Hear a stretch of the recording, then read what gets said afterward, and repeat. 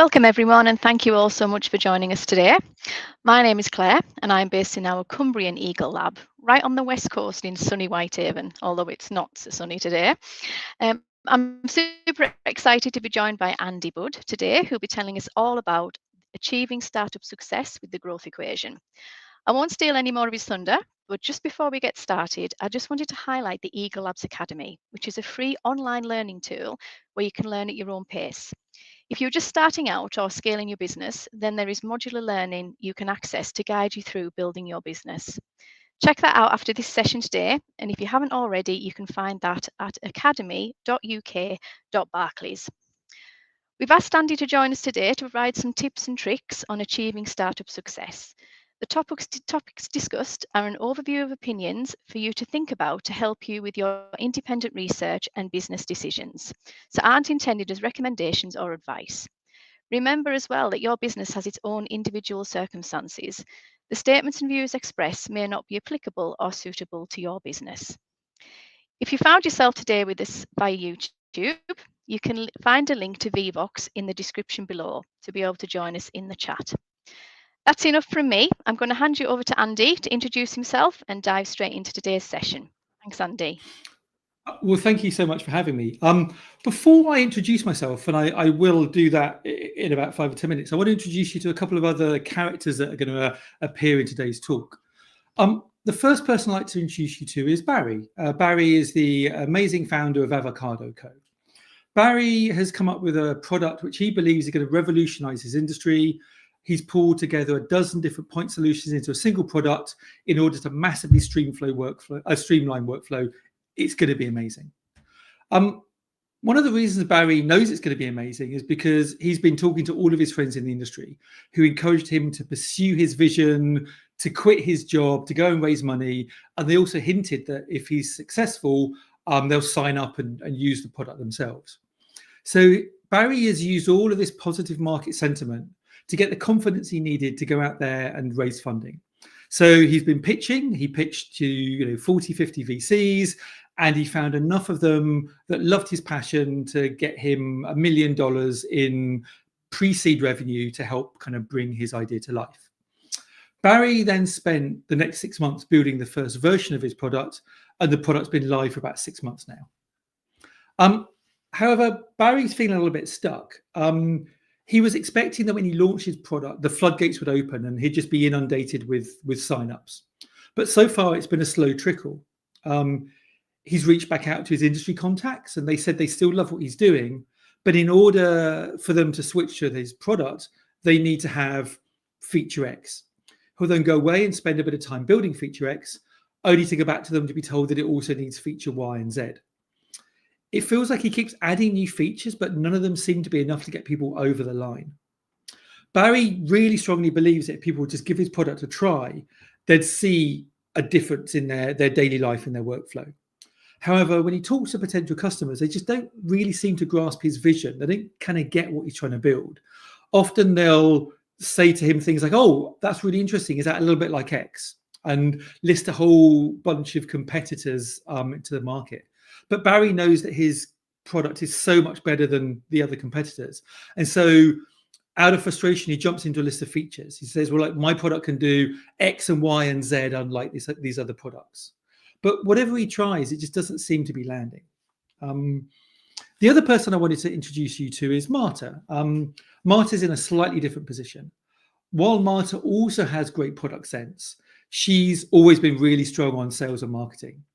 As such, unlike Avocado Co, Banana Co has been acquiring users at a really, really fast rate.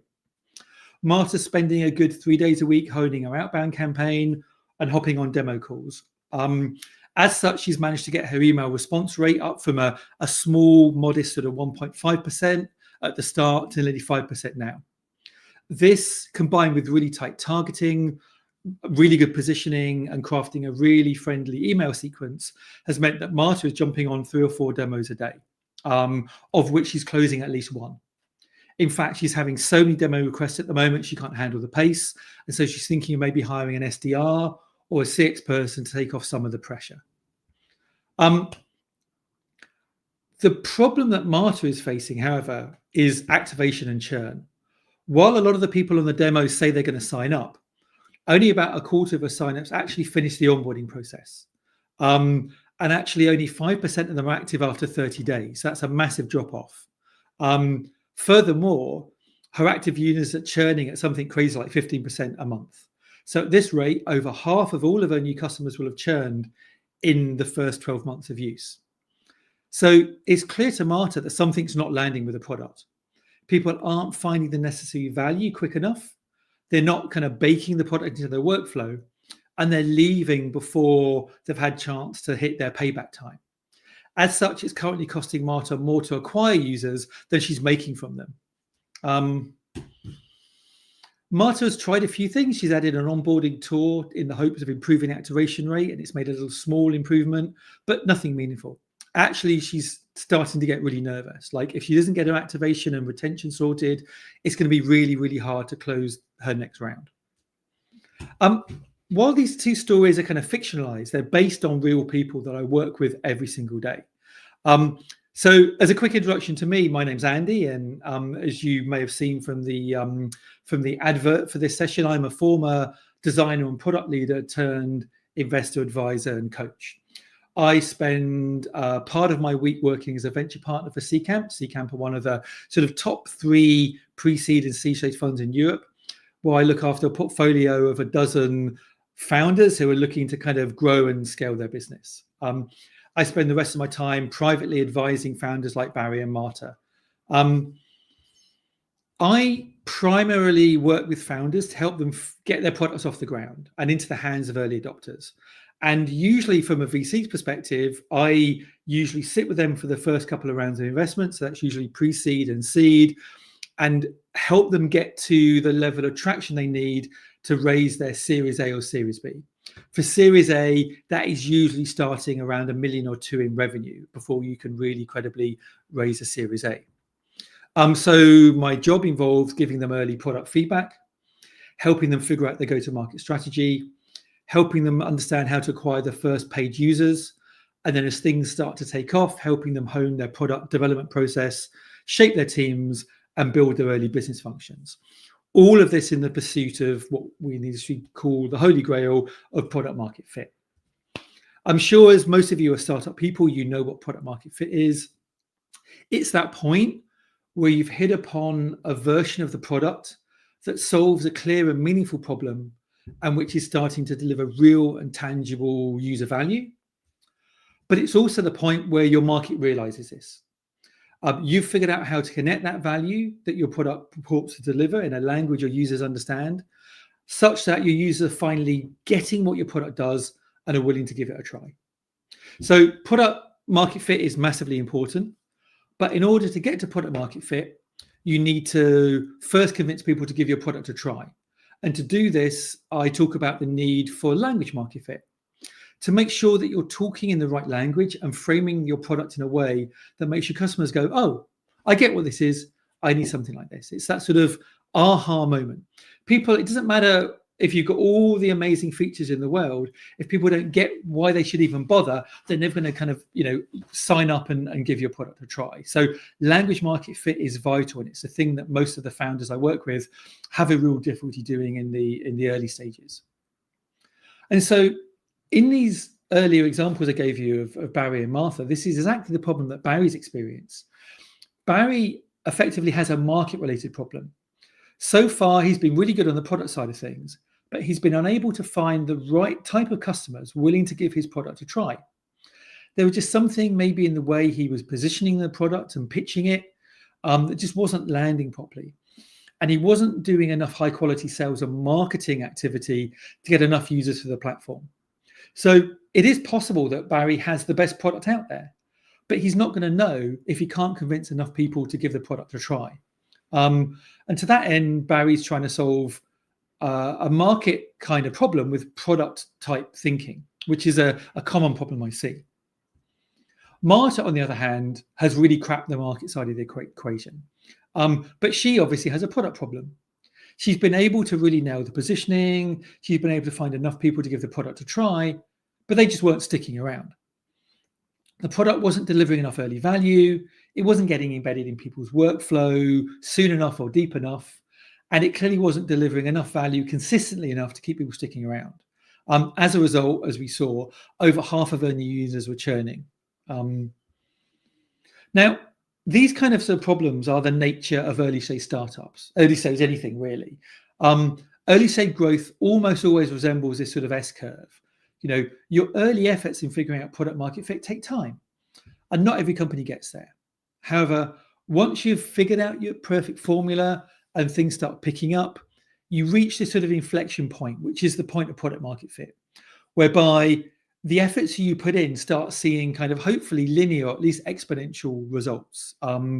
You start to see more and more people come on, more and people find value, tell their friends, etc., etc. And so a lot of the focus I'm helping my clients with, and a lot of the stuff that early stage founders need to be doing, is kind of like driving towards this inflection point.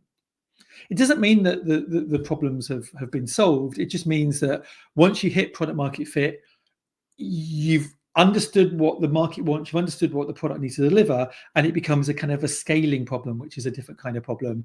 And this is why people go and raise Series A from a different kind of group of investors that are more around scaling companies rather than figuring out the early side of things. In the startup world, we call this a 0 to 1 problem, or the 0 to 1 phase. One of the things that I find really challenging, though, is that there's a ton of advice out there. There's loads of advice, there's loads of newsletters, blog posts, articles, talks, all about how to grow your business, grow your startup. But most of these come from the perspective of a company that's already found product market fit. And most of the advice is kind of requiring you to have a lot of money. It's generally like, hey, well, if you've got a problem with growth, hire a growth team, hire a growth specialist, hire a marketer, hire a sales team, etc., which is great if you've just raised $5 or $10 million, but it's not going to help if you've got a slowly dwindling bank account and your runway's running out. And so what I'm doing here, and the reason why I kind of wrote my book, The Growth Equation, is to try and look at the really, really early stage. Like that early stage is the point where the vast majority of companies fail. If you've reached product market fit, you've got an execution problem. But if 9 out of 10 companies fail in that 0 to 1 phase, anything that can help you, figure out product market fit and get over that hurdle and reach that inflection point, the better. And so the book came about, like I say, from being a VC and helping lots and lots of founders, seeing lots of founders succeed and fail, and figuring out that a pattern has started emerging. A pattern which I saw was just kind of tripping people up time and time again, and the patterns that Barry and Martha are experiencing today. And I've tried to capture all of these patterns in a really simple formula, which I'm calling the growth equation. The equation itself is interesting enough. It highlights 7 elements, which I've seen have a really outsized impact on early stage growth, and I'll get into more details on those in a second. However, I think it's important to realize that this equation is just a high-level framing. It's a handy little MacGuffin to sort of hang the rest of the book on. So if you are interested in buying the book, this is pretty much chapter 1, and there's 13 or 14 other chapters that delve into actually how you deliver growth. And that's really the valuable part of what I'm going to be talking about today. So the growth equation is almost like a tool you can use, a diagnostic tool, to figure out where in your product you're having the most challenges and where to kind of put your time and effort. Also, it's worth saying that the 7 elements I'm going to talk about today aren't definitive. There are really hundreds and hundreds of things that can affect your growth. But these are the 7 that I found myself coming back to time and time and again. And usually when I'm talking to a founder that's got a growth problem, it ultimately kind of boils down to usually one of these 7. And then the last thing I'm going to say is these 7 are pretty obvious. This is not a silver bullet. I'm not going to tell you anything you don't know. Often, in fact, people look at the growth equation and think some of the arguments are so obvious they ignore them because they want to find a really complicated, tricky, clever reason for their problems. But often it's grassroots kind of, basic stuff that is tripping these people up, and they just don't know it until they're too late. There's a real tendency to get stuck down rabbit holes thinking you're trying to find a really clever solution when it's usually a pretty basic thing that's holding your company back.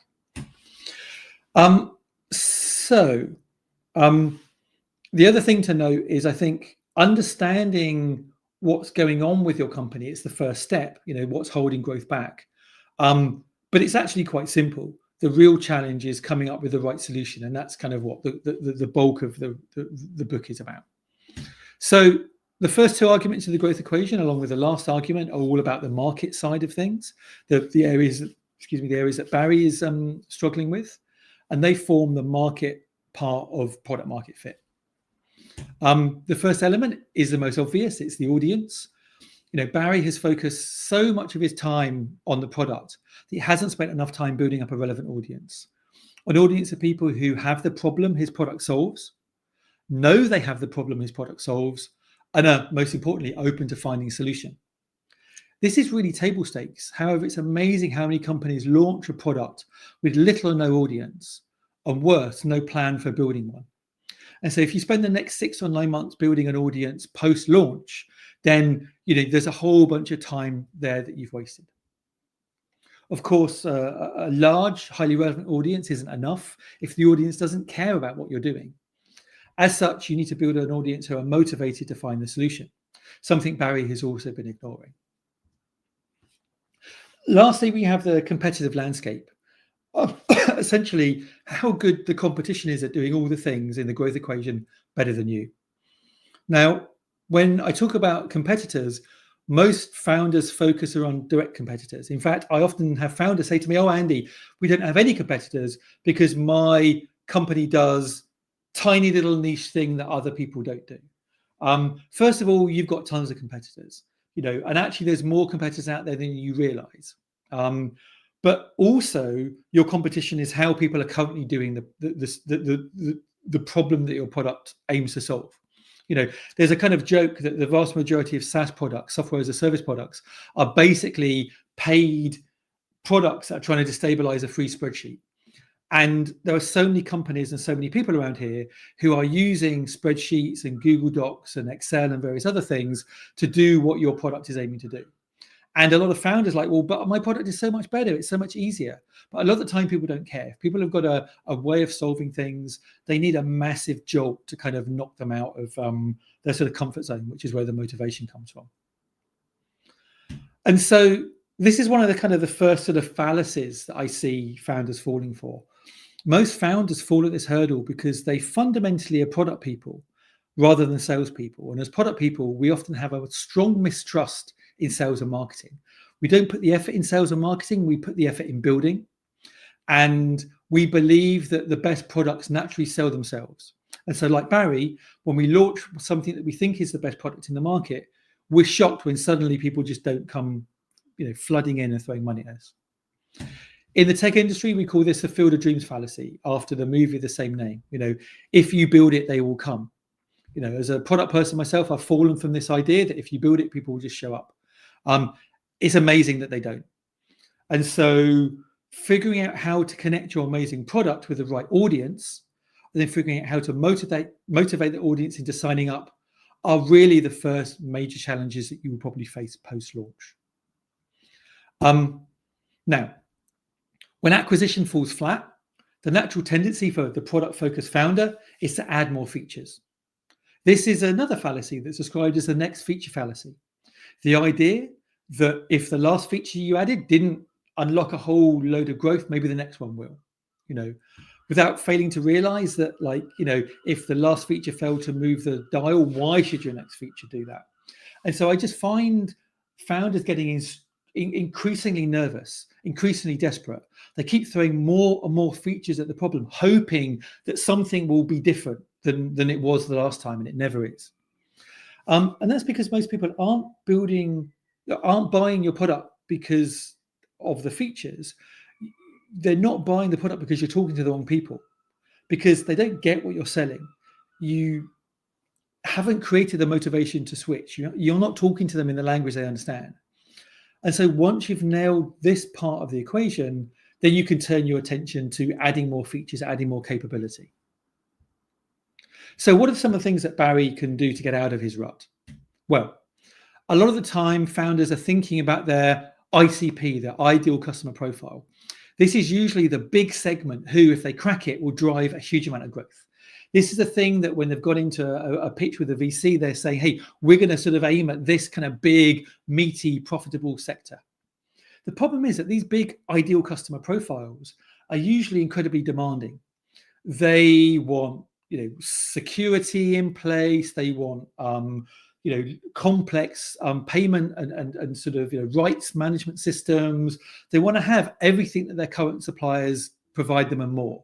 This is one of the reasons why we get into this idea of the feature fallacy, because we're only talking to big customers who already got a product they're happy with, and they're trying to kind of get something that's significantly better. And so they're asking you to build and build and build and build. Instead, Barry needs to ignore these ICPs and find what I call a beachhead customer. And beachhead customers are people who don't mind missing out on all the bells and whistles that their competitor has or your competitor has, because it solves the one big hair on fire problem that they have that their competitor has ignored. So unfortunately, these beachhead customers are usually small. They usually don't have a lot of money. They usually are not going to drive growth in the later stages, but they are the people that are going to give you a chance from day one. And you might need to later down the line look to sort of focus on different customers, but at this stage, finding the right beachhead is important. As I've alluded to before, the next thing is nailing the proposition.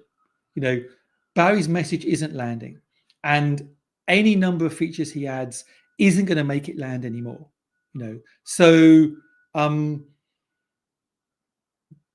think a lot of the time, the reason that our messages aren't landing is because we often resort to buzzwords. I've seen so many sort of early stage startup websites where their pitch deck was really clear, but when I go to their website, they're like, well, we're leveraging a data connected network in an AI enabled world. And you're like, well, that's lovely, but I have no idea what that means. There's a real aversion to speak in human readable language. There's a nervousness almost. We're feeling like we need to pretend that we're bigger and more successful than we are. So we use these kind of big, unclear words. And so a lot of the time I see people come along and go, yeah, I don't know what this is. I don't know what problem it solves. I'm going to just ignore this. The whole point of this phase of nailing the proposition is to get users to have their first aha moment. That point where they're reading your copy or they're listening to your pitch and they're going, oh, wow, I get this. I get what this is and I get how this can help me. Actually, I really want to sign up. And if you aren't getting there, then all of the product manipulation isn't going to, it's going to be for nothing. You want your customers ultimately, again, in the startup world, we talk about this idea of painkillers, not vitamins. You need to find a group of people who see your problem, your solution as a painkiller rather than just a nice to have. Even if you've identified a really great beachhead customer, you might not, and you've worked out a great proposition, you might have worked out the best way to connect to these people. I see a lot of companies that just kind of do really, really terrible marketing. Rather than picking on one channel, they blitz a dozen different channels. They're on everything. They're on Instagram, they're on LinkedIn, they're on TikTok, but everything on there is low quality and really, really poor and just isn't landing. Your job, is to discover the right channel, to understand the message that resonates and where it resonates. And so once you find one channel that works, then you can kind of iterate. But most of the advice seems to be out there. Most of the research shows that for most companies, they have one channel that really works and the other channels maybe deliver a fraction of that growth. And so, rather than just doing bad, marketing and sales across a whole bunch of channels, you've really got to get good at one of those channels. And this unfortunately means founders like Barry, who love doing the product side of things, need to realize that for the first few months or years of their product, the product is probably going to handle itself. You've got designers, you've got engineers, you've got a backlog of work. The product is going to be okay. The real thing that Barry needs to move into is nailing growth. And so as a startup founder, growth is your primary thing. It's your driver. If you want to be able to hire more people, you're going to need to have the revenue that comes with growth. If you want to go and raise a next round of funding, you're going to need to have enough momentum and growth that your investors will feel like this is a safe bet. So growth is the key to everything. And so you as a founder, you need to lean into this. And unfortunately, for a lot of product-led founders, this means doing stuff that is really uncomfortable. This means actually becoming great at sales. This means becoming great at marketing. A lot of the time, we think we can hire our way out of this problem, but very rarely have I seen a founder hire a marketer that then kind of does the job for them. For the first 6 or 9 months, this is your role primarily. Your job ultimately is to build an acquisition engine effectively. So we've had a look at Barry. Let's just kind of look at Marta for a bit. So Marta's done that. Marta has really nailed sales and marketing. She's got a steady stream of people signing up to the product. But how many of those people are making it through the sign-up process, and how many are coming back? In Marta's case, very few. One of the things I find is amazing is like most founders think that like once they've done a demo call, they've got that customer. And they're shocked to find that maybe only 10% of the customers they speak to ever become active users. That could be really, really shocking. So let's have a look at the product side of the growth equation. The first thing I think is really important is your product's ability to start delivering value quickly. We call this time to value. Like I meet so many companies where it takes days or weeks or maybe even months from first contact to the product start delivering value. And if you've got a month between the point that I first hear a company and I start getting value from it, I'm going to be sidetracked. I'm going to be thinking about something else. So time to value is massively important. But it's not just a one-time thing. It's about the velocity of which you deliver value consistently. You've got to be figuring out a product which consistently delivers value, because otherwise people will just stop using it. One of the key qualities of your product is stickiness. If you have a product that is kind of there's things around its design that naturally keep people coming back for more, that gets people over that barrier, that gets people enough time to work your product into their workflow and start getting that value out on a consistent basis. And so that kind of like the stickiness of your product is massively important. And until people start getting that value, they have to be highly motivated. Motivation is like a magnet that draws people through your sign-up process and keeps people on your site, on your product, until you start giving them value, so they start extracting that value. And lastly, one of the things that blocks people is friction. I see so many products that are badly designed, that are lumpy, that the sign-up process asks too many questions, you got to jump through too many hoops, and it's frustrating. And people throw up their hands and go, God, I can't be bothered with this. Like all of this friction is getting me in the way of the promise I got given about how much value is in the product. So what can Marta do to solve these problems? Well, I think one of the reasons that Marta's users are having a problem is, weirdly, she's been so good at doing sales and marketing. She has promised her customers the earth, and they've built a really big vision of where the product is going. But when they sign up, the product isn't delivering. The product is slow, the product is buggy, there's no real speed to value. Basically, the vision that she built is not being delivered. And so, actually one of the things that's hard to do is you might have to kind of remove down the level of salesmanship you're doing, because you don't want to set up an expectation that is impossible to deliver. And so you've got to align your positioning appropriately. It might even be a case of you're speaking to the wrong people, where they've got, you have to have a big level of vision in order to capture them, but then they're coming through and they're going, well, this just isn't what we expected. So aligning the proposition. Obviously, you need to nail the onboarding. You need to get that onboarding down as quickly as possible. Now, it's really common for startup founders to go, look, everyone's going to want my product. Everyone's going to love my product. I'm going to force them to sign up for a wait list. And then a month later, they get an email saying, do you want to do a demo? And then 2 weeks of kind of figuring out the time to do the demo that meets for them. We'll have a demo, and then I'll show them all the amazing things that my product delivers. And then, I'll give them a link and then they can sign up. You've just put a massive 6-week blocker from the point of view of me going, I really want this thing, to me going, oh, I'm busy now. I've got, work happening. I've actually found a solution that I could use straight away. And so you've got to get that onboarding time as down as possible. This also means don't force people to set up new accounts if you can avoid it. Don't people to force people to pick a new password. Don't force them to fill in a whole bunch of demographic questions. Anything that gets in their way is going to sort of frustrate them. This is all around removing friction. The mu in the growth equation. Like having to come up with your 20th password, having to fill in a captcha. Like, captchas are great if you've got a really, really popular product that's getting hammered by spam. If you've only just launched, you probably don't need to worry about things like captchas at the moment. So anything you can do to remove the friction. And a lot of this comes down to kind of embedding usage loops. Activation is the first major milestone.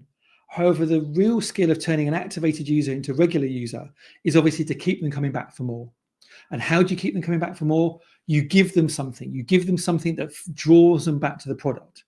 One of the kind of the most common ways of doing this, a lot of companies use this, is through reporting, through having a dashboard that updates and a messaging center that says, oh, something's changed on your site. Come along and see what's changed. Or maybe you have the ability to add a comment. And so somebody comments on some work that somebody's done, like in Figma, and that user comes back to see the comment. Like anything that can get people coming back to your product, to embed it into their workflow, is really, really important. But this has to be meaningful. Like, don't just sort of spam your users with pointless updates that are not of use to them. You have to be delivering them value through these messages. And I think products like LinkedIn and Figma have done this really well. But you do have to, like I say, use notifications with caution. If you spam them too much, people will turn off notifications, and you've lost a great growth loop there. Now, as you'll probably have identified, most of the issues that I've pointed out that are just the most common issues I see with founders aren't about adding new capabilities to your product, but rather about removing things that are preventing users from accessing your existing capabilities. Now, this doesn't mean that you shouldn't add new capabilities, but what it does mean is you need to separate your focus.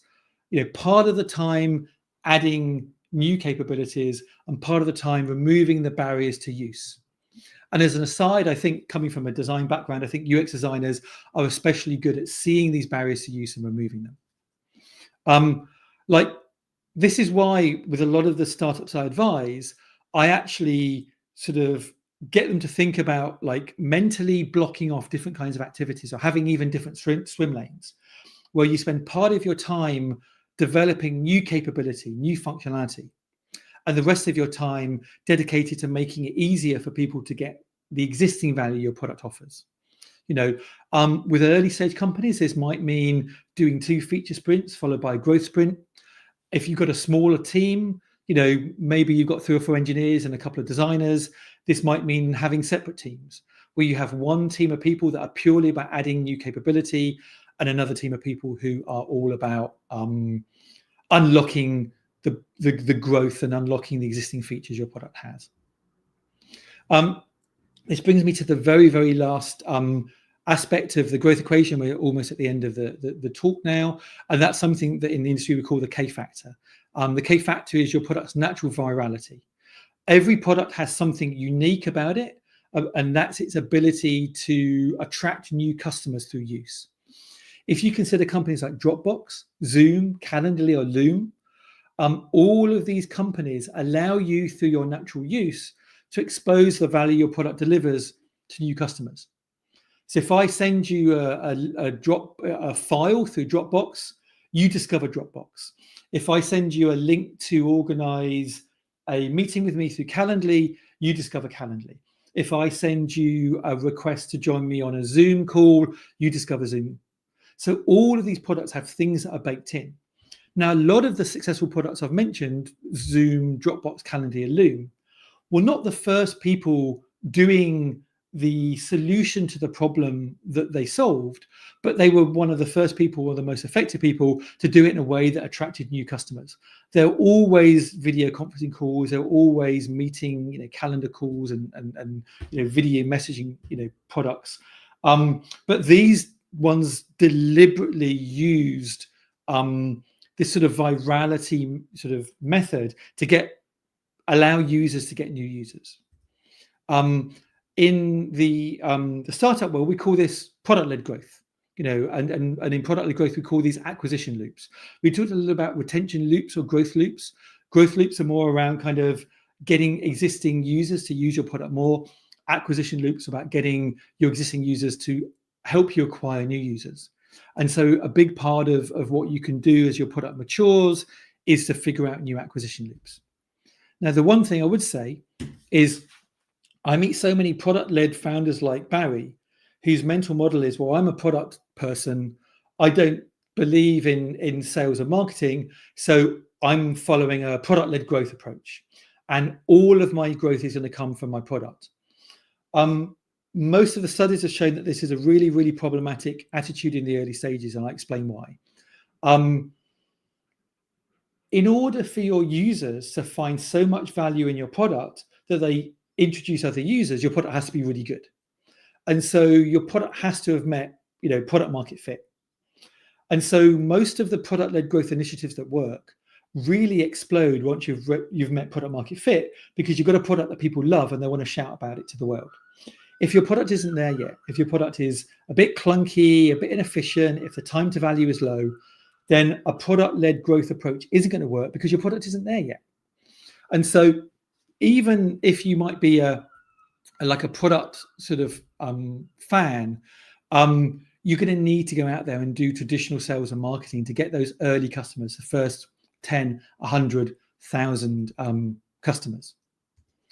And so coming to the end now, what I've essentially been talking about today, and what I go into a great deal in detail with my companies I've invested in, my advisory companies, and also the book, is how to go about nailing your go-to-market strategy, and then how to use the resulting traffic that you get from your growing audience to improve your product to the point that you can even get to product market fit. And like I say, most companies don't get there, and they fail before they're reaching PMF. And so that's basically it. I've introduced the growth equation to you, the first chapter in my book, the 7 key elements which I found have a major effect on growth. I think it's now time to open up to questions. If we could leave the slide up for a little bit, just so people can grab the information and follow me on social media. But I'm on, not on really on Twitter anymore, but on Blue Sky and LinkedIn, just as Andy Budd. And you can go to my website there. But yeah, if people have got questions, fire away. Fabulous. Thanks very much, Andy. Yeah, so we've had some questions come in. So first one, what role does product market fit play in achieving growth, and how can startups identify when they've reached it? Well, 2 really good questions. I think the first question was hopefully answered in some of the earlier slides. Product market growth is this inflection point where you have got a product that is delivering a significant amount of value, that your users really appreciate it, and you figured out how to position that value in the marketplace so people kind of get it and start accessing that value. And the way you know that you've reached product market fit is when you start seeing your growth curve inflect up. Now, there are surveys out there that people use to kind of tell whether they've got product market fit. One of the most common surveys, again, I detail in the book, is this idea that you ask your customers how disappointed they would be on a scale of 1 to 4, let's say, if your product didn't exist. And if everybody says, oh, just a 1, I don't mind, I'll find a replacement, then obviously you haven't got product market fit. If a significant proportion, 20, 30, 40% of your customers say, oh my God, like I'd be devastated. Like my work would be so much harder. It'd be so much less pleasurable. It'd be a real pain. Like I'm really scared actually that you might not get your next funding round because your product is delivering so much value to me. That's a pretty darn good indicator that you've got product market fit. But like the real question is, and this is a little bit tricky for people. The reality is, like if you are actually having to ask yourself, do we have product market fit? You probably don't have product market fit. It's the same way as like saying, to your partner, are we in love yet? Let's sit down and do a 20-point survey. And from the basis of this survey, we will tell if we're in love. Like, that's probably a good indication that you're not in love. And it's probably a good indication you're probably going to get dumped fairly soon for even asking. So I think it is that case that like you'll kind of know it, you'll feel it, because all of the signals will be there. Fab, thank you. Next question. How do you recommend balancing scaling a business with the need to iterate and adapt the product offering in the early stages? I mean, again, this is sort of going back to what I said at the end. I think most founders who are product-based founders have this fallacy of if you build it, they will come, and the next feature fallacy. And so they put all of their effort, 100% of their effort, into building the best product possible. Because if the best product possible gets out there and people discover it on their own, then they are surely going to, use it. This sort of mentality is a little bit like parents I see who are absolutely sure that their child is the best child in the school. Like, my child is the smartest, the most talented, the most delightful. They're the best at everything.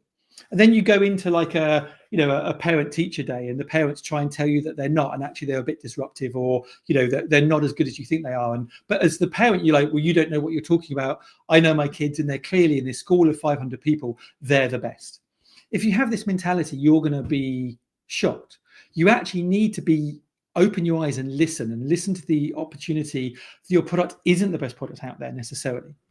But as I say, I think a big part of it is marketing and sales. Even if your product is the best, product on the market, if no one knows about it, you're not going to grow. And so I think in the early stages, you need to do a little bit of a balance. Maybe do a couple of sprints that are focused on adding functionality, and then maybe add a sprint that is focusing on improving the bottlenecks that you see, really clearly. And again, each chapter of the book goes into one of these in real specificity. Like, if you have a problem with activation, if off the end of your demo call, off the end of your sign up script, you're seeing lots of people coming in, but 2 weeks later, they haven't finished the sign up process, or they have, but they're not using the product, then adding new features ain't going to do anything about it.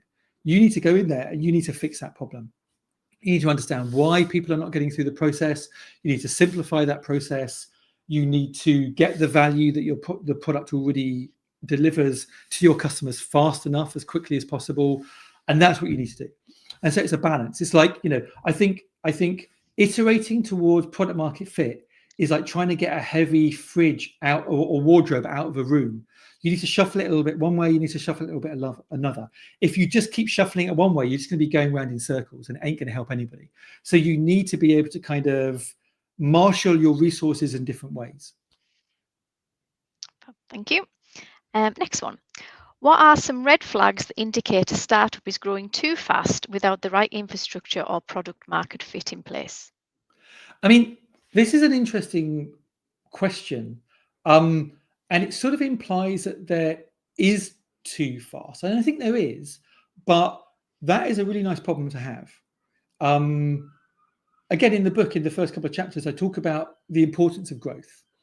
I come from a background of running a slow growing business. I used to run an agency, and every year we might add 2 or 3 staff members.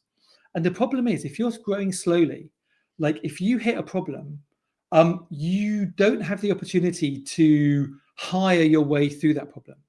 You can't hire smarter people. You can't solve that problem with money.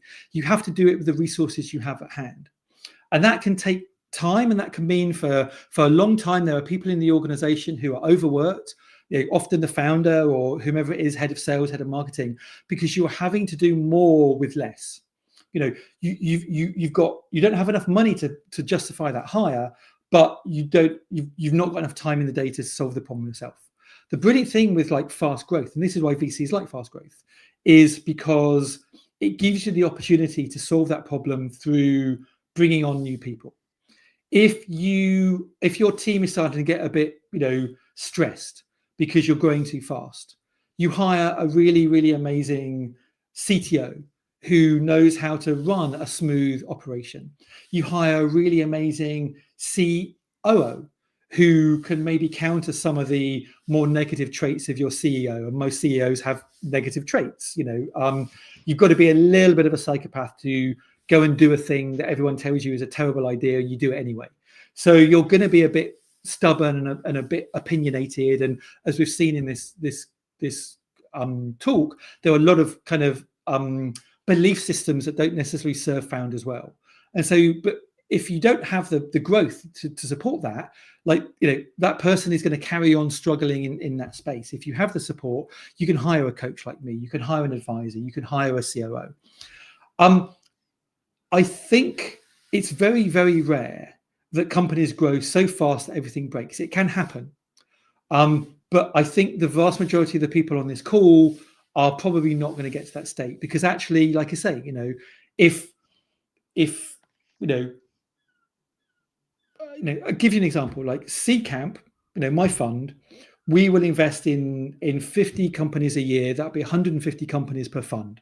A fund generally has a 3-year investing window.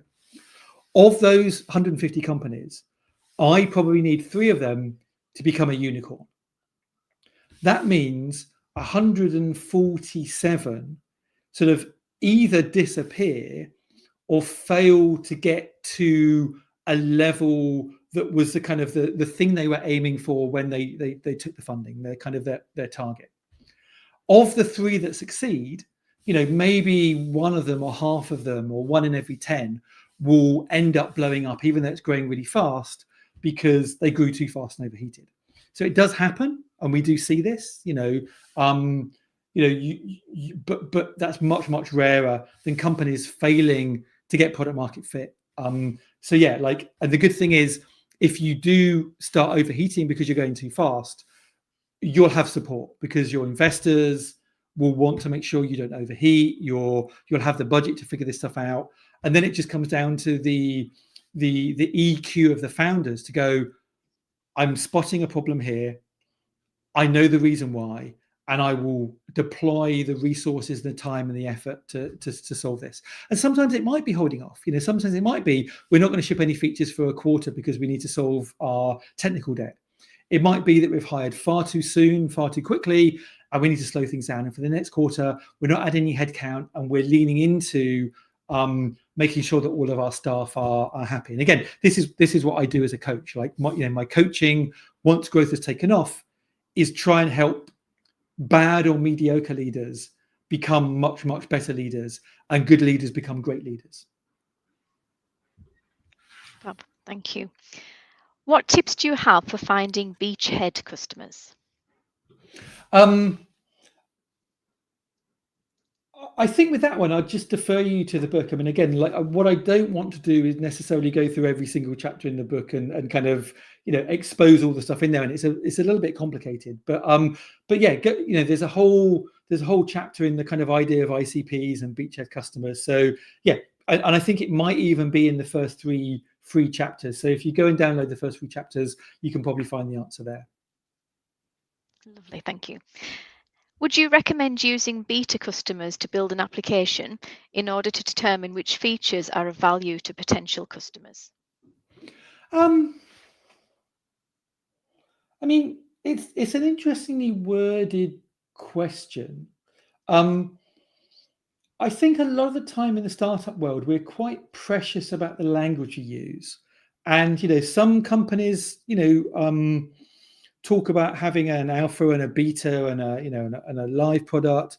Some people talk about kind of like having design partners. I've often seen, I come from a design background, so the term design partners I didn't understand at first, but they basically just mean people who are willing to give us, give the product, a bit of a go. Maybe they're not paying, or maybe they're paying a small amount of money, but we know them really well enough that they give us feedback. Yeah, perfectly reasonable idea. So yeah, the more, this is the sort of world of customer discovery. In order to understand how to build the best product, you want to fall in love with the problem that your customers have, understand that in a really, really deep way, and figure out how you can go about solving that. And that's a slightly different question to, should I have beta customers help me figure out what features to build? As you've probably seen, like having a feature mindset is the wrong mindset. If you going into this going, I'm going to go and ask a bunch of customers what features they want. Like, customers want to be helpful, and so they're going to go, oh, what features do we want? What features do we want? Okay, well, my other product that I use has this feature, this feature, this feature. I want to sound helpful and useful. I'll just tell them some features. And so you go off and build the features. And then 2 months later, you go back and you see that no one's ever using the features. Like, this is something that happens time and time again. If your mindset is, oh, tell me what features to build and I go and build them. I mean, it's kind of like, you're working in a burger bar. You're just going up and kind of like saying to the customer, like, what burger do you want? And they give you the burger and you give it to them. Like, you kind of need to have a mindset of problem solving. You need to be more like a Michelin star restaurant. You as the chef need to understand what good looks like. You need to understand what the customers are needing, and you need to deliver them things they might not even know they need. But like I say, a lot of the time it isn't features. A lot of the time is showing and unlocking that value. So yeah, I think if you're asking questions, should I use beta customers to figure out which features to build, I would try and nudge you back into that problem solving mindset. How can startups scale their product offerings without compromising quality or their original vision? Okay, so again, this is a really, really interesting question. There are two parts. And I think the word compromise is a really interesting use of language here, because compromise implies that there was a right way to do it, and that was the founder's way. And if you don't do it my way, then it's a compromise. I see a lot of designers who are like this. I see a lot of designers who go, there is a perfect way of doing things. We follow the double diamond process, and we do a bunch of research and customer discovery, and then we do a prototype and we do this and we do that. And that's the perfect way. And if I don't do it my perfect way, then I somehow have compromised myself. I think that is a real trap to fall into. I think that your first version is going to be compromised, because if it's not compromised, you've taken too long. You need to get products out quickly. You need to be slightly embarrassed about them. They need to be messy because they are a learning process. And if you spend, I've met companies who have followed the perfect design process, and they've talked to customers, and they've done prototypes, and a year later they've released their MVP. And they're absolutely confident this is going to knock it out of the park because the process they've followed is perfect, no compromise. And they launch it, and it turns out nobody cares. That's kind of where Barry's coming from. Like, Barry has spent too long building the perfect product and nobody cares. So I think you've got to compromise. You've got to put something out. Now, the reason it's okay to compromise in terms of quality is because, if you are a company that has 100 million customers and you put something out that's low quality, you're inflicting a lot of pain on people. And so if you come from a big corporate background, you can't afford to put that pain on so many people. So you have to be careful. If you're launching a product that has no customers, then 1 customer, then 2 customers, then 5 customers, then 10 customers. First of all, they're going to be expecting that things are going to be a little bit lumpy because you're a startup. And secondly, you just got to explain to them that we're learning as we go. And so I don't think you can't be precious. And then secondly, vision, it's the same thing. Not compromising vision is another way of saying stubborn in the face of evidence. If you launch a product because you have a vision and it doesn't work and it doesn't work and it doesn't work, maybe your vision's wrong. Maybe you need to be mature enough, grown up enough, have a high enough EQ to go, maybe I got something wrong. Maybe I didn't knock it out of the park and it was perfect, first time around. Maybe I need to listen to customers. Maybe I need to understand what's going on. Maybe I need to change my vision because my vision was incompatible with the needs of my customers and my market. And some of it's about the broader vision. The vision should be the impact you want to have in the world. It shouldn't be like my way or the highway. So many companies have to pivot. So many companies end up going, well, this hasn't worked. And if you keep flogging a dead horse, then you're gonna waste your money.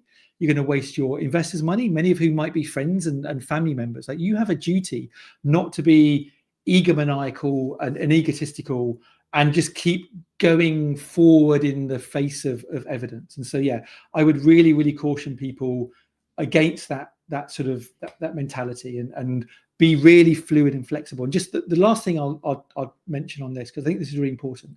Because I come from a design background, a lot of designers, I think, see the world as a game of chess. The best player always wins. And the way you win is you study game after game after game, and you're very slow and very methodical, and either you are perfect or you lose. And so a lot of people approach entrepreneurship with this sort of chess mindset. Most people that work in business and most entrepreneurs see it as a game of poker. And a game of poker is made up of a lot of rounds of poker, a lot of hands. And most of the hands won't meet your vision. And most of the hands will be low quality, because you can't always, control the hands that you're dealt. And your job as a founder is to play as many hands as possible, as quickly as possible. Your job is to not try and play every hand as a perfect hand, but to get through them really quickly as possible, to fold if you need to wait for the next hand to come along, and then fold and wait to the next hand. And when you get a hand that's working, know how to play the cards right. And so, yeah, like if you were trying to play the perfect poker game, you would never win anything, whereas you would at a game of chess.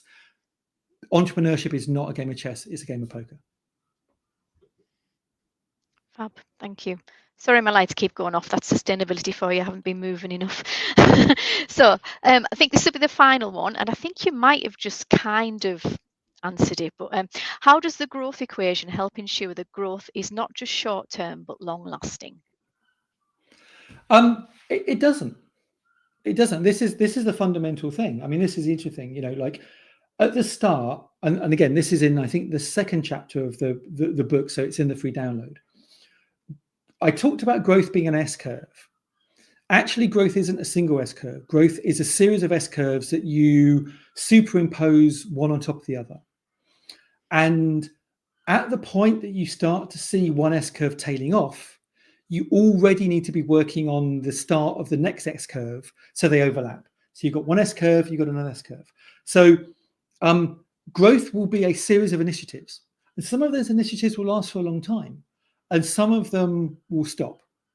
And if you're a company that's a one-trick pony and you've got a single kind of initiative, then you might cap out at a lower level, and that's absolutely fine. Like, there's nothing wrong with building a business that brings in $1 million, $2 million, $5 million.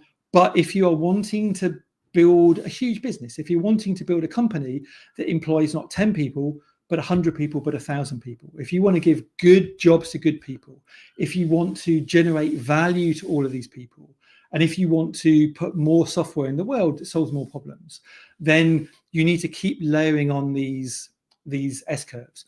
And at some stage, you will hit a natural brick wall.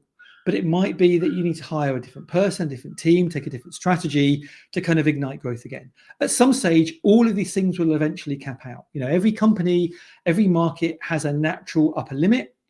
But I think a lot of the time people see their growth slowing down and go, oh, that's it, I've tapped out, rather than going, okay, well, what's the next initiative we can start working on? So yeah, I think, hopefully that answers the question. Brilliant. Thank you. That was great. Thank you very much. I think we're just about out of time. So just before we close, if you aren't aware of Eagle Labs and what we do, please do visit our site at labs.uk.barclays to find out a little bit more about all the support that is available to businesses just like yours. We've just launched lots of exciting new programs, and there's something for everybody, whatever stage of business you're currently at. So definitely check us out to find out a little bit more about our free support. If you're already a member with us or connected with us, reach out to one of us or your contact to find out more about the latest support we have on offer. But thanks again, Andy, and everyone else, have a great day. Thank you. Bye-bye. Thank you. Bye.